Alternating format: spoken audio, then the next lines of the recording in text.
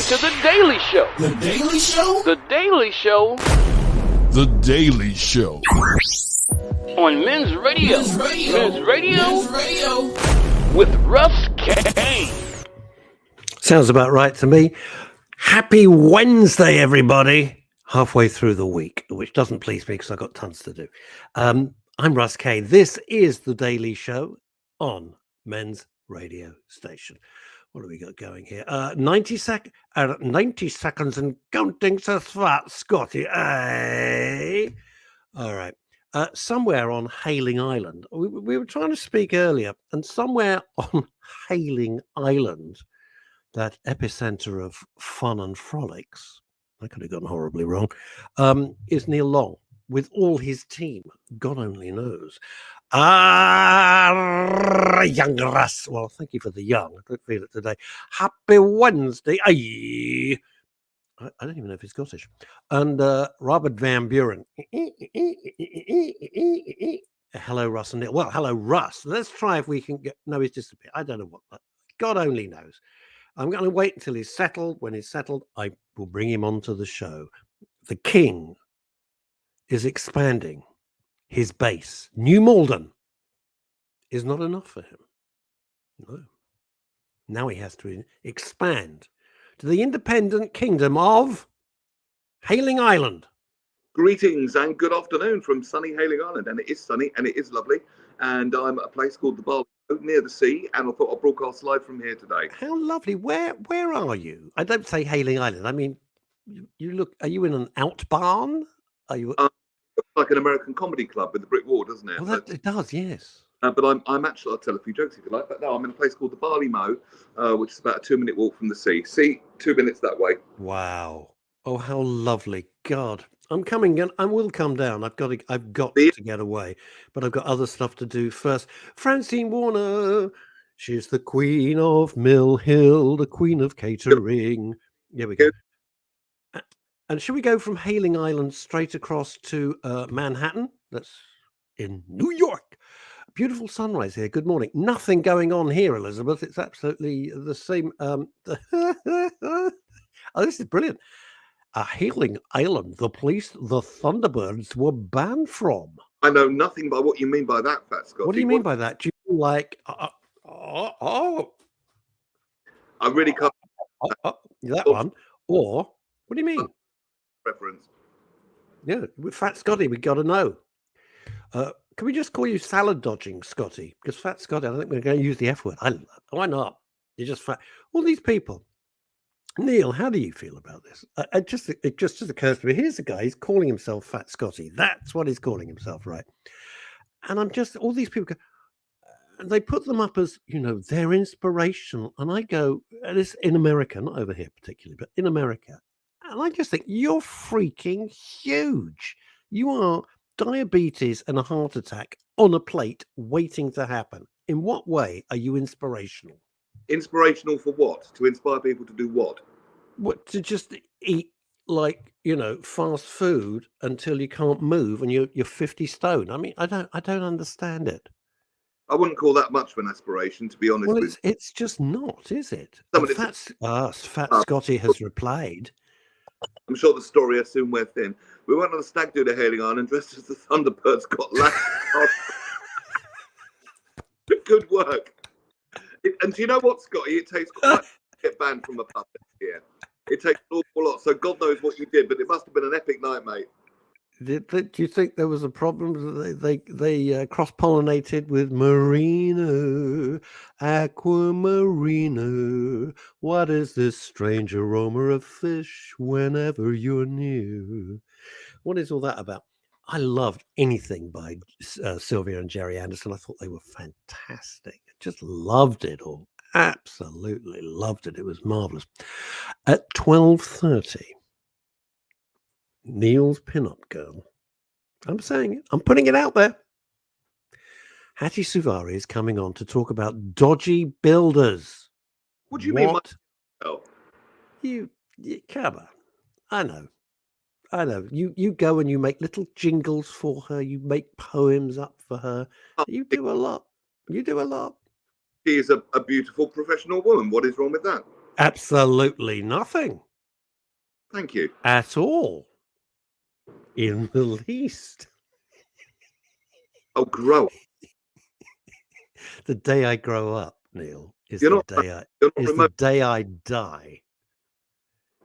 It's the day I die. I don't care. Do you know when people say to me sometimes, "You're very childish," I take that as the most enormous compliment. It's just a compliment because it means that I still have a sense of wonder, a And sense of enjoyment. mental health. I prefer the word childlike, which means in the sense you can see things imaginatively and creatively and newly again and again and again. Yeah, That's really healthy. thank you. Because they Child, think, that's go my on. definition. I agree. People think they're being insulting. You're very childish, and it's because if you don't have a sense of humor, give up. That's why I hate woke. People that What use a their bunch of humorless Nazis. I mean, they're just awful, just awful. people that lose their sense of wonder become very Yes. straight laced and rigid and stuck in their ways. Well, hang on. What have we got here? So, what would you call Michael? I would call Michael an embryo. Now, Michael is Francine's husband, and I've had the pleasure of, well, Michael's part of the family, obviously, since, what were we, 16, 15, 16, I don't know. And the two of us, when we get together, it's just absolutely hopeless. Let's dash to Spain, from Hailing Island to Spain. It's a short skip and a hop. Would you like to read this? Neil Long, King of Hailing Island. Hello, both. I've been baking all morning for Mike coconut tarts and treacle tarts. Eaten ham salad. Mike has eaten 2 tarts and a slice of treacle tart as well. He is a pig. Well, thank you for sharing that all morning. Well, that's good. That's good. They live, by the way, if you're new to the show, and hello everybody, if you are new to the show, and hi to our regular gang, they live in the middle of Spain and on a farm, and they've sent me pictures in the past. You can't see another building. Wow. You can't see anything. It's like, geez, this is a bit lonely. A little bit lonely here. Somebody called Liz Saul. Ring a bell? Yeah, might have heard of her. Okay. Hello, boys, she says. Hello, you. Fat Scotty. Where we got? We got an explanation for Fat Scotty. I'm called Fat Scotty because I'm the more rotund of 2 Scots, and it's just stark. Even my mum, even my mum calls me Fat Scotty. Christ, that's terrible. So it's absolutely fine to call me that. Okay. Even my mum calls me Fat Scotty. I don't know why that's completely tickled me. What have we got going on here? Oh, please work. It goes, I'm from Wolverhampton. I'm not remotely Scottish.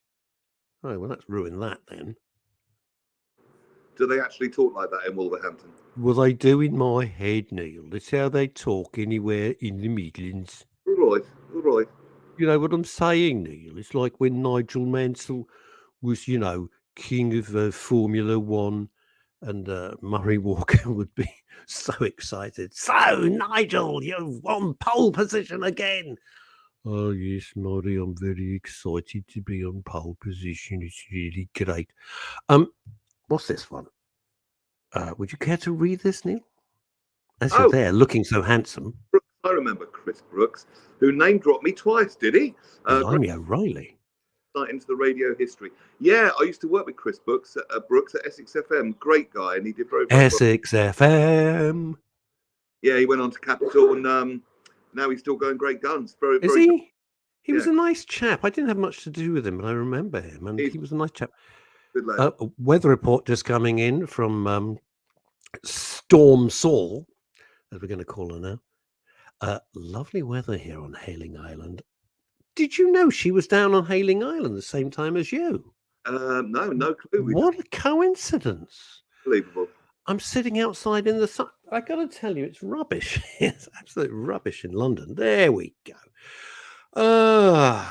Okay, so what's going on in the world? Well, Where do you have you been following? I just got to ask. All right, I'm going to put my hand in the hornet's nest. I got time before Hattie comes on. Unless Hattie wants to come on early and join us.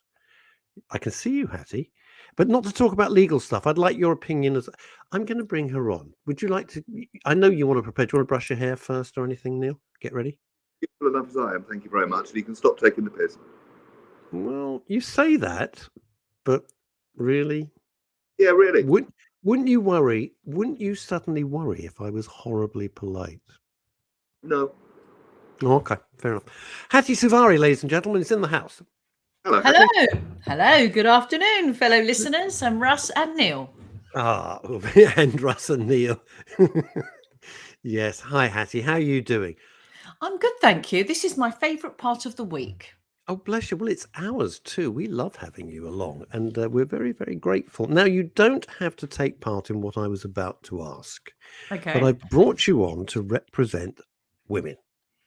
Ooh. If you want to, if you don't want to, please. I know it's beyond, it's not in your remit. If you're uncomfortable, not a problem. Have you been following the Bud Light fiasco in America? No. The Bud Light fiasco. You've not been following that? No, first of it. Regale us with it, Russ. Okay, it's been obsessing me. Bud Light is one of the brands made by Anheuser-Busch, now known mockingly as Trans-Heiser-Busch. And their demographic for many, many years has been frat boys, in other words, kids going to university for the first time, away from home, drinking beer, and blue-collar workers. In other words, guys who actually get grease under their fingernails and do manual work, without which the world would not turn. Okay, that's their demographic. Fair enough. They bring in a new vice president, a woman with an incomprehensibly complicated surname, which I'm not even going to attempt to pronounce. And she does loads of videos promoting herself and how basically the subtext is, and this is to do with mental health, so bear with me. The subtext being, I don't really like our target demographic. We've got to be much more inclusive, and we've got to do this, that, and the other, right? And we're talking about Bud Light, the drink, the beer. Bud Light, the drink. Bud Light, the beer. Okay. Which, to be honest with you, is just a god-awful beer anyway, but that's not the point. Right. And it is. It's horrible. It's ghastly. I'm not a Budweiser fan of the product. But anyway, now Bud Light, its big strength, you remember the Clydesdale horses that they use in their adverts, and it's all about being American and in America and all this. So this woman single-handedly decides to team up with a man pretending to be a woman. And that's how I'm going to say it. He can identify as what the hell he likes. But Mulvaney is his name. And he dresses up sometimes as a schoolgirl and prances around. It's very uncomfortable. But he identifies as a woman, but is a guy. All right. And this VP makes this person the spokesperson, if you like, and puts her face on the tin and bottles of Bud Light. So the brand identity. As the brand identity. The face of the brand. Okay. That's correct. Well, so what's the argument? Well, so far, they've lost over $7 billion. Well, this is what I was going to ask. My first question as to, I don't know what you were going to ask me. No, I'll tell you what I was going to ask. I'll come on let's to what start exactly. I'll tell you exactly why I'm leading towards why I wanted, I could see you there. So I'd really like your views. They've lost $7 billion in about 2 weeks. Wow. 7 billion. The backlash has been enormous. Absolutely huge. And my point, which I wanted to ask you, because you're the only one of the three of us that can answer this, and it goes to what Sharon Davis, who I tweet with a lot most days on Twitter, obviously. Sharon Davis, the Olympic swimmer.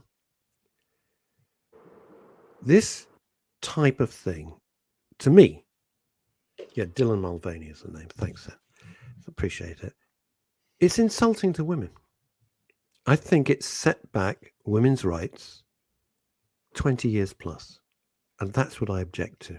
That's what I really object to. And let's ask the only one of us who is a woman how you feel about that. Personally, I'm a bit of a live and let live person.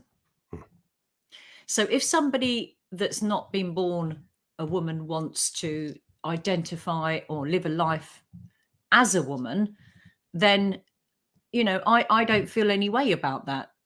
Good luck to them. If that's what makes them happy, if that's what, hello, Sen, if that's what makes them, be in the best place that they can be as a human being, as long as no harm is coming to somebody else. I think that's my honest answer, Russ. But for the business, as for the corporate business, my personal view is you go into business to make money. It doesn't matter what change you make. If you make a fundamental change to a business and you have losses to the tune of those sums, then surely what you've done has not worked. It's been a huge disaster. And what they've tried to do, sorry, Neil, forgive me, Neil, one sec. What they've then done is put out some lame apology, which was not an apology. Why apologise? Because they've just lost $7 billion. They're trying to get their thing back. They're actually being critical of what they said they were going to support, which was a transgender it gets much worse. It face gets of much a brand. worse. It gets much worse because then they put out a statement. Oh, none of us at a senior level knew anything about this. That's a nonsense. Well, of course it is. What they've done is, look, I was in advertising for like 35 years. And I've done a lot of crisis management. I had to go in and do that. It was one of my jobs. Well, why don't we call Bud Light to call Russ Kane today? Too late.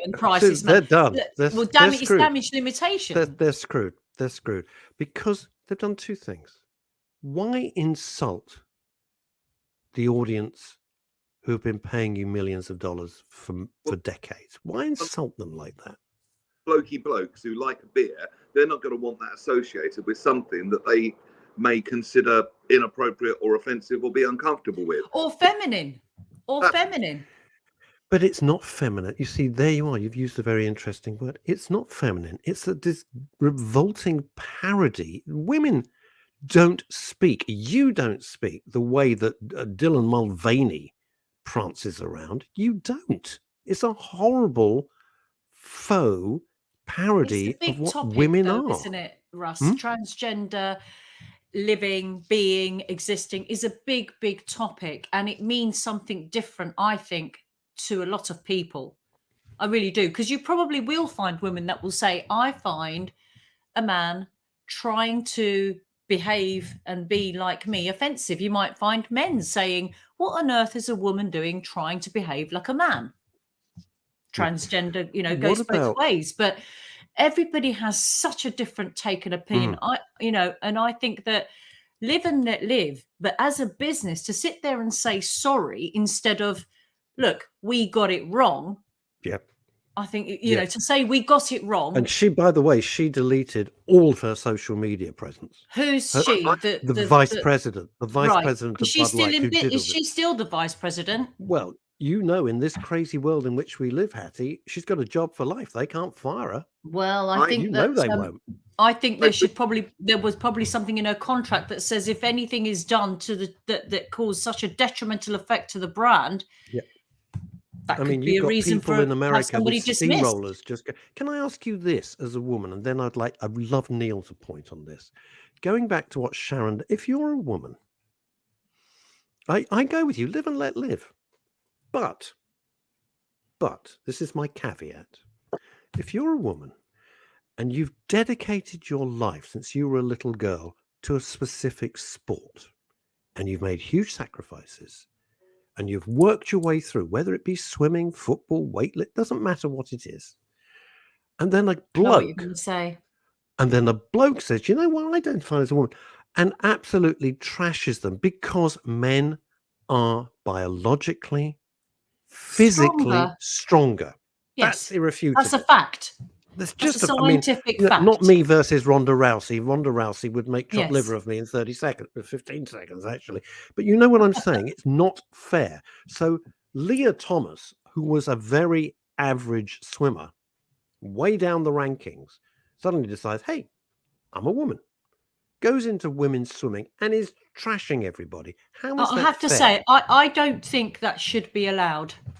Because, as you say, scientifically and physically, we are made differently. Yes, there's some women that are as strong as men, or some men that are as strong as, as weak, a little bit weaker, like, physically. But I don't think personally that in sport, a transgender should be allowed to go into the sector that they now identify with. I think you should have to stay in a sport with what you were born as, because it's not. I don't think it is fair.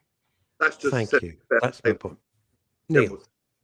Of good sportsmanship, fair play. I agree with you, Hattie, on that. And I agree on the live and let live. I've got a very good friend who's transgender, and I call him one name in one place and her another name in another, depending on where we are. However, from a business point of view, what she's done, that would be a bit like making shirts for, I don't know, a market of 10 million men. Those shirts were always dark blue. And then overnight, changing them to pink and expecting your sales to be the same. It's like that.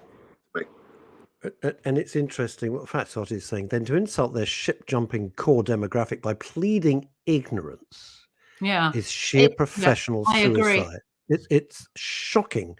It's so incompetent. I think people would have been able to, as I said, I think people would have been able to tolerate someone saying, we got it wrong.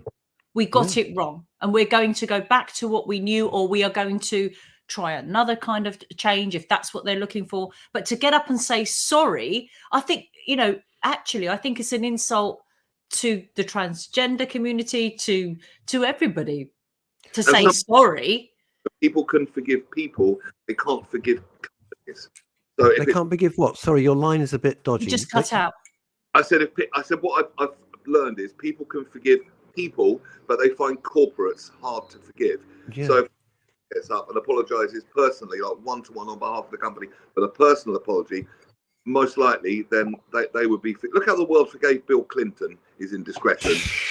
Why? But human, this is the thing. If you attach a human to the situation, it's exactly what you're saying, Neil. If you attach a human voice, a human person, rather than hiding behind a corporate banner or a brand, this is why. And just using this as an example, when I started Get Legally Speaking, it was just Get Legally Speaking. And then I was told, no, you have to have with Hatti Suvari. It has to have your name. And I said, why? I don't do social media. I don't do posting myself. And it took me 6 months because I wasn't used to having social media on a personal level because I never had it, to say, okay, it's got to be about me, giving that message, which is what Neil is saying, connecting with people as a human rather than it's a brand. Right. Precisely so. And you, essentially, there's a lot of personal branding nowadays. And I learned in sales that no matter what you were selling, pretty much the first thing people buy is you. So I agree with that point as well. It's absolutely true. And the two things, a million things come out of this, but I'm so pleased you agree about the sports side, because I think it's just brutally unfair to women. Brutally unfair. It's unfair. They've dedicated their lives to it. It's a nonsense. Well, it can't be a fair competition, can it? If somebody's genetics are different by default, they could be stronger. There's no measure to saying you might be a transgender that might not be as strong as the average bloke. That goes down a road which just you can't win that space. But I don't think it's fair at all. And I think you can, if you identify as a woman and you're a man, compete in the male sports, even as and say I'm a transgender. You know what? I tell you what comes across screaming in all these cases is raging ego. The vice president speaks about ego. Well, the vice president of Bud Light, this lady, when you see the videos that she posted when she was coming into the thing of what I'm going to do, and it's like all about you, isn't it? It's not really about the brand. It's all about how I'm going to She show wanted the everybody glory of the how success of I'm the fabulous. change. Absolutely. I'm fabulous and I'm coming in with my agenda. And if you take somebody like Dylan Mulvaney, if he wants to live like that, I couldn't give a monkey's. Fine. But it's not about pushing boundaries. It's all about look at me, look at me, look at me. Aren't I fat? It's Yep. all about personal ego. It's got nothing to do with a movement. That horse has bolted. We've already, human beings have made that journey. I don't think that's a particularly big deal anymore. But then to associate that with people that don't want to be associated with that is business suicide. Well, Nike are finding the same thing. Nike, I mean, the whole thing about, forgive me, this is a bit literal, but sports bras and what they've done with that is just, what are you talking about? Have you taken a mad pill? Chrissy Richards in Spain. I'm so glad I grew up when I did. I'm 75 years old. I don't like the world of today. So many nonsense ideas around. As long as it's not pushed on me, get on with it, like your guest says. Our wonderful guest is Hatti Suvari. Thank you. No, I think as long as you're not creating harm to anybody else, live how you have the right to live how you want to live, whether it's a transgender, whether it's, however it is. When I hear things like there's over 1,000 types of gender, I do worry. You're I mad. do worry because But you're mentally ill if you think that. I'm sorry, I'm just going to say it. You're mentally ill if you think there's 1,000 types of gender. There isn't. That's apparently what it is. Have you heard that, Neil? When I was at school, there was 3. It was straight, gay, or no, Same. sorry, female or bi. Or no, yes. Sorry, male, female, and okay, then yeah. Came along. So before, I think 1,000. I think it's just people, really, in my opinion, fighting for their own individual identity, which is fine. I completely agree with live and let live. Be who and what you want to be. Because one human beings are diverse. In some ways, we're all the same. In some ways, we just ain't. And sometimes never the twain shall meet. Allow, live and let live. I completely agree. But now there's so many, it's almost like this little subgroup pushing against this little subgroup and saying, no, we're the ones in the right, you're the ones in the wrong. It's a bit People's Front of Judea, to use a Monty Python reference. Yep. Yes. And also, it's not, if we take the live and let live, which is fine. I go to a local cafe, sometimes have a coffee, and a guy walks in who's a transvestite. I'm not going to say whether he looks great or he looks like a bloke in drag. That's how he wants to live. What do I care? I'm having my coffee and, listening to an audiobook. I couldn't give a monkey's one way or the other. Do what he like. Doesn't affect me, right?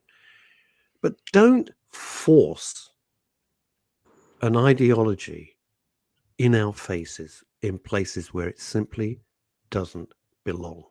Let me ask you a question. Let me ask you guys a question. Yep. Because it's a big thing now. When you go to the bathroom, to the toilets, and it's got that the man and woman's toilet is one toilet. Yeah, I hate it. Do you feel comfortable going No, I hate it. I hate it. I find it very uncomfortable. I don't Neil, like it what at about all. you? If it's just one cubicle, no, it's not one cubicle. One cubicle is one. fine. It's a toilet area that you open the door and there's lots of toilets inside there. And the cubicles, so there's an array of cubicles inside where people will go and stand and wait and watch or whatever. Not because I would find it particularly uncomfortable, but I'd be worried about making other people uncomfortable. I'd be frightened about making women uncomfortable for a man being in there. Wouldn't bother me particularly. Yeah, I just don't find it. I'm not comfortable at all. I find it loathsome. I don't mind sharing a cubicle where it's one cubicle. You stand outside, you go in, that's fine. I mean, that's life. But when I don't find it comfortable to be inside an array of cubicles where men and women, can come in and share those cubicles, wait beside each other. I mean, Well, Julie Voice, formerly of Houston, Texas, now of Guildford, Surrey. It's wonderful.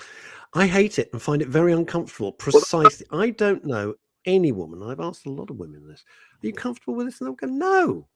And also, sod off in our changing rooms. It's not right. Yeah, oh God, what changing rooms? Where do you have shared changing rooms? Oh, in a lot of the shops. You have a lot of the shops where Well, it's like, oh, it's fine. And then there's people who identify as a woman, and people are not happy about women are not happy about it. And I'm not surprised.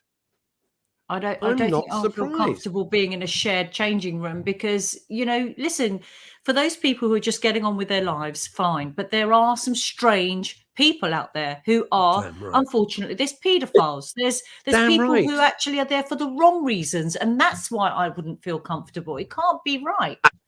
Exactly. For perfectly normal, decent people, Normal, you don't mind. no problem at all. But you will get, I suppose, predators in every community. Of course Every you damn well Yeah, will. yeah, and that's why I don't feel comfortable to think, is somebody weird in here? Not somebody Precisely. transgender or gay or however they want to identify. I don't have a problem with that, but not if somebody, who do you know? You don't know who's there, and that's what makes me uncomfortable. This is coming in from New York. Elizabeth Green was at the Lincoln Center. Men coming out of the loos. Me coming in feels wrong. It just Damn doesn't right. feel right. Doesn't think feel right. pretty good point in a minute. And look at this. Look at how can that? I'm sorry. How can this possibly be right? This is from Fat Scotty now, and it says this: we've got communal changing rooms at our main swimming baths in Wolverhampton. Absolutely unacceptable. How can that be right? Hello, Ken. We can see you. We can see your little cheeky face. I didn't expect you to. Well, we're I saying, didn't know. what are you doing here, Ken? I didn't mean to.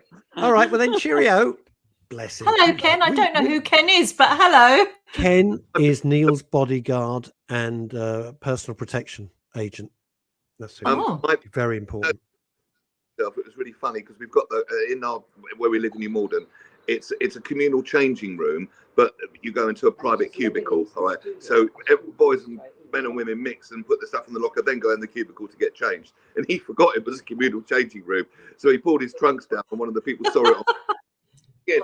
And my dad he's just not the kind of person that would do that on purpose. He was really embarrassed, and my God, we took the piss. Oh, bless him. I bet you did. Oh, right. bless him. Hatti Suvari. Thank you, Hattie. It was very sweet of you to join in and much Thank you appreciated. for having me. No, the reason I asked that is because I don't want people saying, oh, it's just two blokes going. It's so important to try and have balance. And although the name of the radio station is Men's Radio Station, 50% of our audience are women. Let me just say on that point very quickly, Russ, if I may. I've got two boys, okay, and I come from a family of all girls. I mean, in my household, there was just my dad. He had three daughters, his wife, and his mother, right? Correct. So he had a lot of women. So we never had boys in our lives in terms of as family growing up. Everyone was girls. Having two boys has really opened my eyes up. And he's opening my eyes up to how men think, because we've never been privy to that. Yep. And it's really interesting, actually. So I just wanted to say that. It's very interesting to have that dynamic in my household. Can I just put this up? There is a slight lag with you, Neil, by the way. Pardon? There's a slight lag, just telling you. Oh, I'm sorry. Yeah. No, it's not you. Don't worry about it. Just heck. It's someone Could you read this, Neil? Yes, I will. John says someone I know is transgender, but then he said to a friend of mine, he will use what he's got to. I'm actually not going to read that out. I'm not sure I follow. I quite follow that. And Chrissy says this, whether it's true. This is how Chrissy feels. I'm not saying whether it's true, whether it's not. It's how Chrissy feels. I won't use changing rooms when I buy clothes because I heard there's cameras in there filming. But there you go. God. Well, that's how she feels. You were going to say something, Neil. I was saying that back to what you're saying about into boys. I have a daughter, and since I've had her, it's opened my eyes of what it's like to be a girl in this world. And what women want. I think there's a film about that, Neil, isn't there? Yes, with Mel, who I hate, Gibson. Yes. I watched that, The Good Liar, by the way, Neil. What did you think? Good, isn't it? Loved it. Great. Loved it. It's great. Right, let's get you on for your expertise. I love this subject, as I wrote to you yesterday. In fact, I said love this subject. Yes. Shoddy builders know your rights. Hatti Suvari of Let's Get Legally Speaking. Off you go. Right. Well, okay. I don't know if you're aware, but 50% of people who have had domestic building works carried out in their homes have ended up having a bad experience with their builder. I can see you nodding away at Russ. And that's reported by the Federation of Master Builders, also known as the FMB. If anybody wants to know, well, where does that statistic come from? It's quite a big number, 50%. I have experienced bad building work. I don't know if you have, Neil, but Russ is nodding away there. So, I mean, it's no real secret that the UK has been plagued by cowboy builders. It's a term that we all are familiar with, cowboy builders. Yeah. And builders' disputes, they really do quickly become one of the most stressful issues that we can suffer in our lifetime because it's to do with our castle. It affects our home. Oh, good. Liz, I've got some great tips for you. She's just said I'm about to do some renovations. So disputes usually involve vast sums of money. And, vast sums of money could be your £500. It could be your £5,000. It could be even more money. Yep. And tensions just can rise and become very unhealthy very quickly between you and your builders, resentment on unfinished or bad work. So what usually can go wrong, what has gone wrong, poor work, including bad installation, dangerous work. I know of a site where a child that lives in the home fell off and died off the scaffolding that the builders put up to do the loft. Very serious. It happened in my area. The builders under-delivering on what they promised or even failing to deliver at all, not delivering what was agreed, the work taking too long, and one of the most common. I mean, I can understand if it takes a bit longer because you've had unexpected issues come up when you've knocked down a wall or you've dug some foundations or something like that. But one of the most loathed issues that people have is hidden charges or overcharging. Yes. Not giving people the time to budget. So what to look out for before you agree for your work to begin? Not many people do this, and I'm guilty of this with one of the builders that I had in my home many years ago. Stop and look at who you are contracting with. Okay? It takes 2 minutes to go onto Companies House and to look up the building company's name. Because there's lots of companies that have this great flashy big vans or cars with all their logos all over it, but actually that's not the company you're doing business with because they're just trading as another name. You can go onto Google the company to see if there's any reviews or if anybody has said anything detrimental, but you've got to look at who am I actually doing business by. Do you want to read that out? Kevin Byrne started Checker Trade. I love Checker Trade in Chelsea when his mother got ripped off by a cowboy builder. He took it so far, and then my former boss and friend, this is from Ramsey, by the way, bought it and moved it to Portsmouth and made it the biggest trusted trader site in the UK. I would hire a trader. I think it should be I wouldn't hire a trader without checking out their reviews and feedback. Good idea. Checker Trade. Can I just say something on that, Ramsey? The one builder I had a dispute with was from Checker Trade. Just to put it out there. I'm sure there's lots of builders on Checker Trade that are great. Fell at the first fence. Yeah, so check out who you're contracting with. Now, this is Can I ask a question? Sorry. Yes, of course. You go to Companies House and you look up Neil Long Limited. Company name. Neil Long arrives in a lovely car, Land Rover, and it's got all the logos. You think, I'm going to go with Neil Long Builders Limited. It looks great. Mm-hmm. I go onto Companies House and what? What am I looking for? The name of the company that they say they are. So if you haven't obtained a quote from them yet, because when they give you a quote, make sure you get a physical quote. It doesn't matter if they write it on an A4 bit of paper and they say, this is the company name, this is our contact details. Okay. Look at who you're actually doing business with, because that person, unless they're a sole trader, which means they're trading as Neil Long or Hatti Suvari, and co and whatever, they will belong to a company. So look up their company and look up, there's been builders still go around. I've seen it where their companies are dissolved. It doesn't even exist. or they've set up 5 different limited companies in the last 2 years. Oh, hello.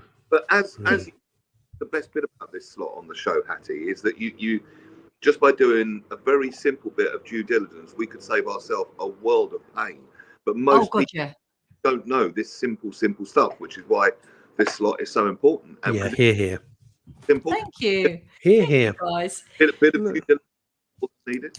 It's really not difficult to navigate around Companies House. You literally put the company name. If you've been given a name by the builder and they say, "Oh no, that's you can't find it," say to them, "What is your company name or registration number?"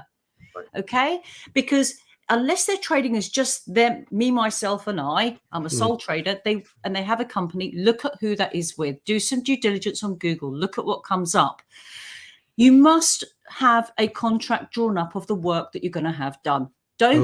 Don't be afraid by that term, contract drawn up. It's not difficult.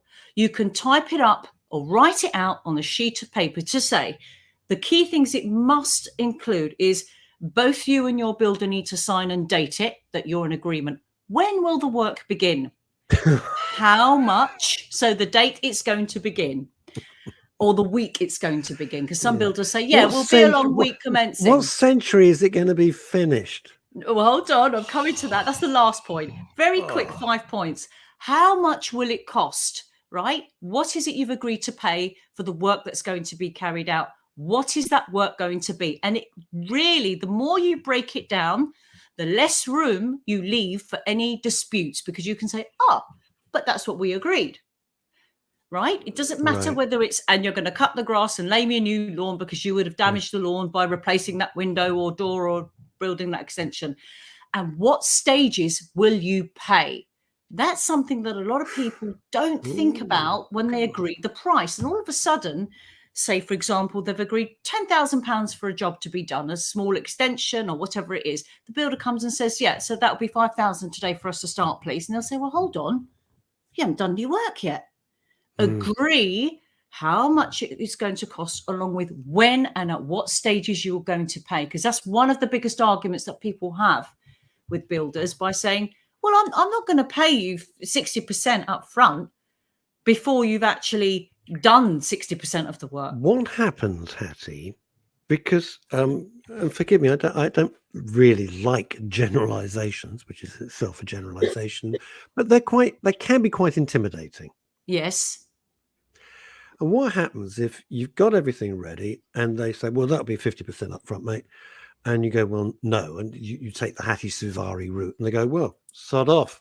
And they go, or they refuse, and you're Shall I tell you what happens, Russ? Yeah, go on. You got away lightly. Okie doke. Any builder that does not want to sign a document that outlines exactly what you are both in agreement with is not in it for your benefit. And you rather say to them, off you go, I'm not booking you in for the job. And that's why writing down what you've agreed and these key points to make it a contract in this form is so important. Always hold a percentage back, around 10%, I say sensible, until snagging is completed. So if all of these are agreed up front, Russ, because you've written it out, your builder's looked at it, he might say, look, I do need 15% at this stage rather than 10, and you might negotiate, but ultimately you'll write it all down and you'll both sign it.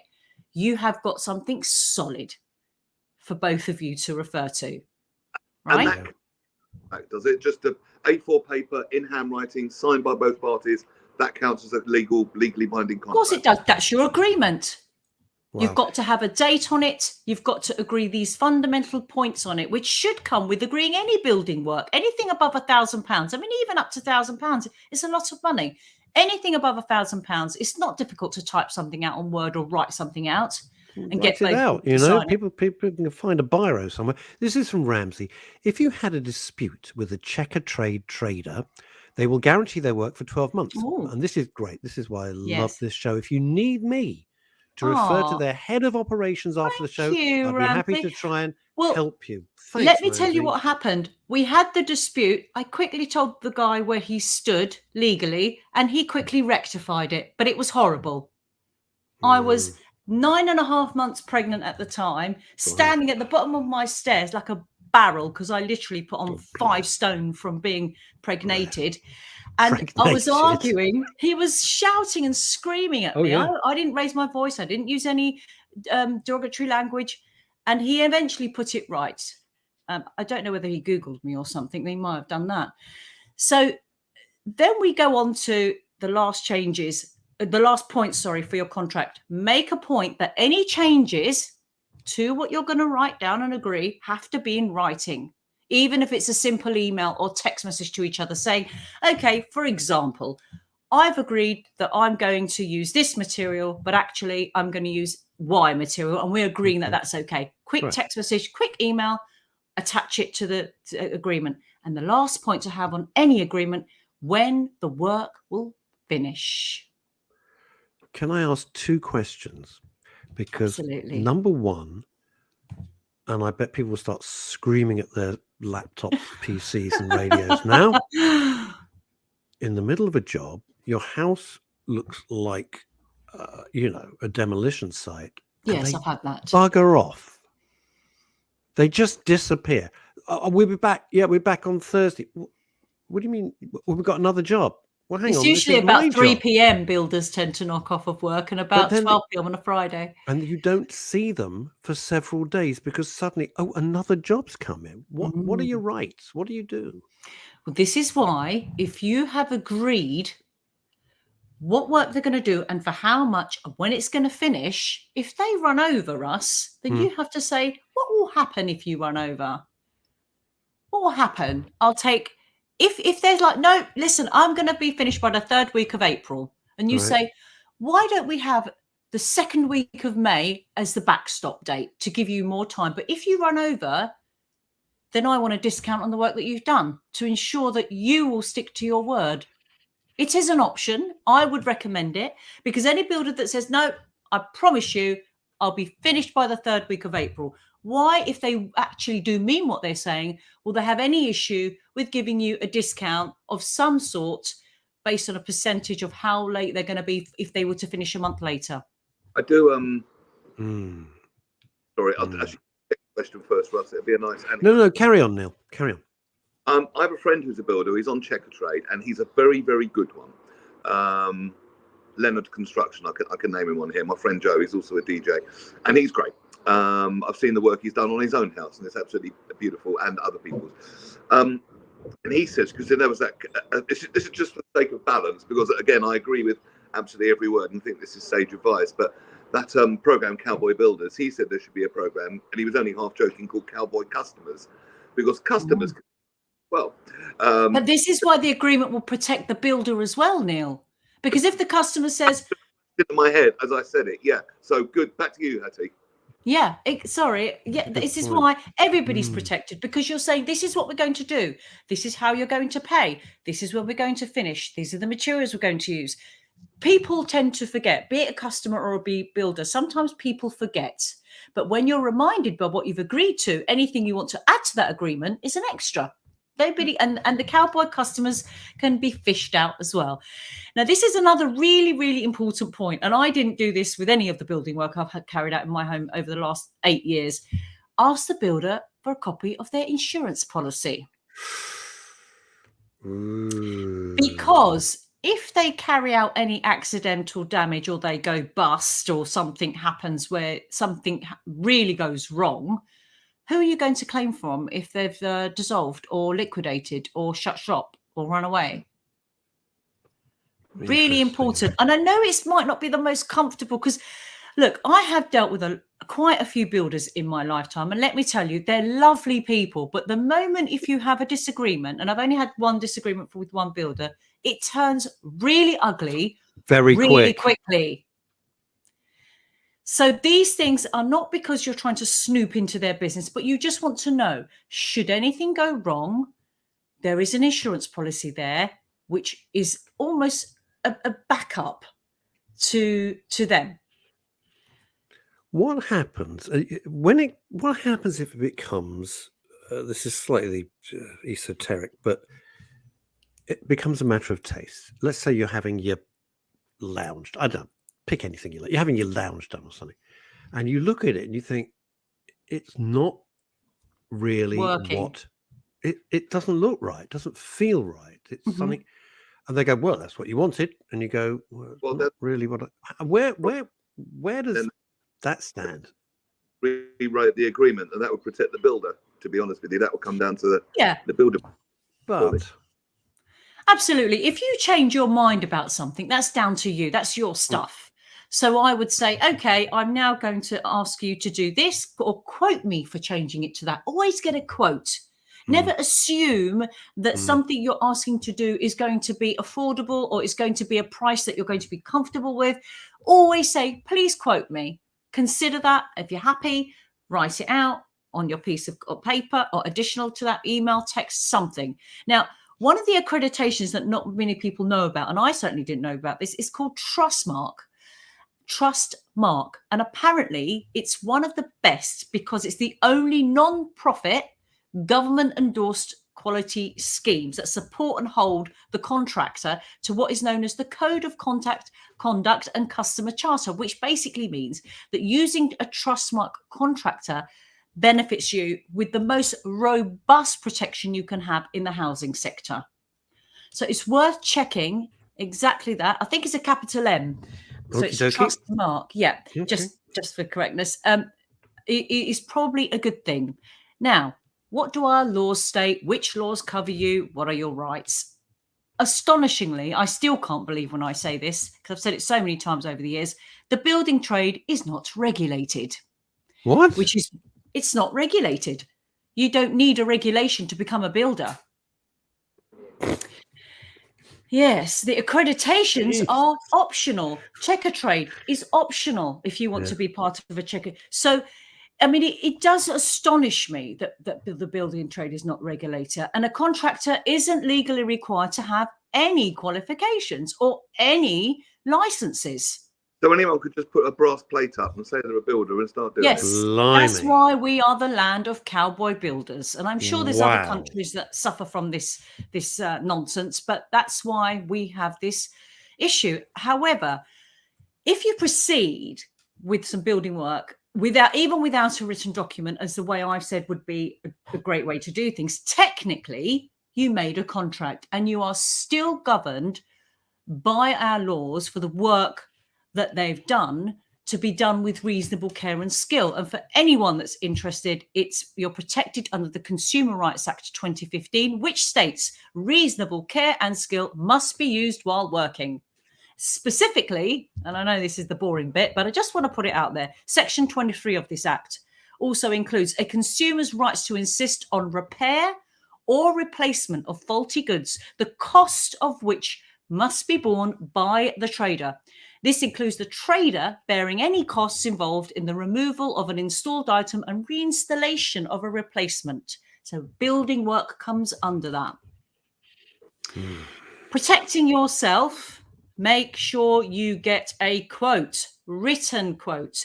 Make sure you get an invoice and a receipt detailing what you have paid, okay? Because that's your insurance policy. Should you have had a lovely relationship with your builder, they've finished and they've gone on, you said bye-bye, and then all of a sudden the roof caves in, or God forbid something happens with the work that they've done. Don't be tempted, and honestly, I had a case last year where this happened. Don't be tempted to pay cash for a no invoice option. Don't do it. I had somebody had a whole loft conversion done, tens of thousands of pounds. They paid cash because the builder said, well, I'll give you a little discount, a big discount, if you don't. No VAT. Don't need to pay the VAT. And what happened? A big gouging hole appeared in their loft conversion, ruined everything, ruined the staircase as well as the whole room because it flooded due to the rains and everything we had. And they haven't got anywhere to claim from. They can't even claim from their home insurance because they agreed to do. They can't prove they paid anyone for it. Oh my God! They don't have anyone to go after. The home insurance. So if they went after Fred, making up a name here. So Fred Smith Limited, or Fred Smith Builders, may not be limited, comes in, says, "Tell you what, love, cash, no VAT," and you go, "Oh yeah, save myself some money." Silly idea. The thing collapses. Yeah. You can't go after Fred Smith Limited. Because they'll say, what cash? Well, what I did in this case is I looked up the company they said they paid. He had about 9 limited companies, all of which were dissolved a very long time ago. Who are you going to go after? Ooh. Mentioned earlier, and it puzzled me then, so good time to clarify. Why do these people set up all these limited companies? What's the purpose of that? Because what they do is they either don't pay the VAT they owe as a business, so they take the VAT from you, they build up all this money, and then they keep fobbing the VAT man off, and eventually they don't pay it and they collapse the business. Plus, they've got a ton of customers trying to sue them, so liquidating the business means there's no business for them to sue. Right. Does that make sense, Neil? Yeah, completely. Yeah, Right. you can't find them. They're kind of gone. So even if you're going to pay by cash, always get an invoice. Consider paying for your project. And I know this sounds a bit strange, but on a credit card. Okay? Because under Section 75 of the Consumer Credit Act, your bank has to look into compensating you for loss if a good or service is not delivered after you paid, for anything between £100 and up to 30 grand. Wow. So your bank will get involved. You can bring your bank into it and say, I had building work done. The builders have not, has done a shoddy job of this. I want my money back. Here's all the evidence. They have to, and they will get involved. And that's credit or debit card? Credit card, not debit card. Okay. Credit card. I've seen this as well. It's a great. Could you put that last comment back? There you on? go. I love this. I've seen this around. It's great. Best business card I've seen by a builder mate of mine. Family came here from Delhi. You've tried the Cowboys, now try the Indians. I've seen that. That is really good. I think that's absolutely adorable. I love it. Called Hump It, and their tagline is "We'll hump anything." Honestly, sometimes I do wonder where we're going, but there you are. Oh And my! what's Ramsey saying? Ramsey's saying, good show, some useful tips as usual from Hattie. Thank you. And then there's 2 rather interesting facts which you can read on your screen. Hattie, that's been so. Could you just? Sorry, Neil, go on. Oh, No, can't hear you.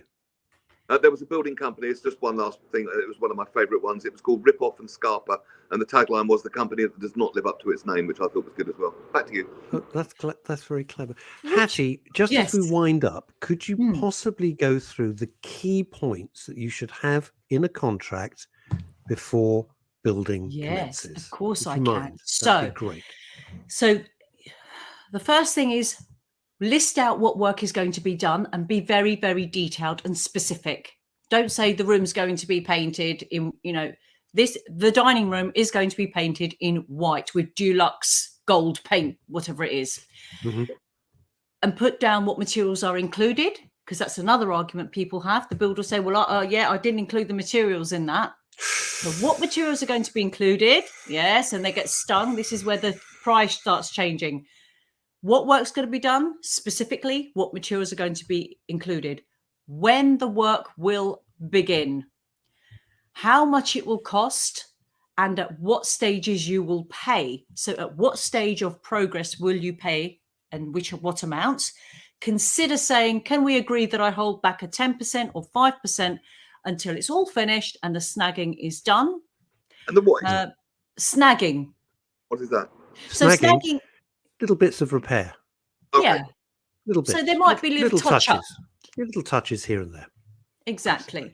Make a point in the contract that any changes have to be in writing and agreed by both of you. And that can be, again, another written document, a text message that's printed off and attached to the back of it, or an email. And very importantly, when the work will finish. God forbid you end up in court because it was 6 months late. That's the point that you're going to argue to get compensation on, the fact that it was not finished when it was agreed. And you have to hang tough, which is much easier said than done, because they'll say, right, well, we'll see you in court. And you're left with a lounge that looks like a bomb site. And, you kind of panic and you think, well, I've just got to get it done because I can't live like this. And then you're down in the hole for to resolve just very quickly in 30 seconds. If you have issues or are having issues or have had issues, try to talk to the builder to outline these either in person, or if that's broken down, write to them.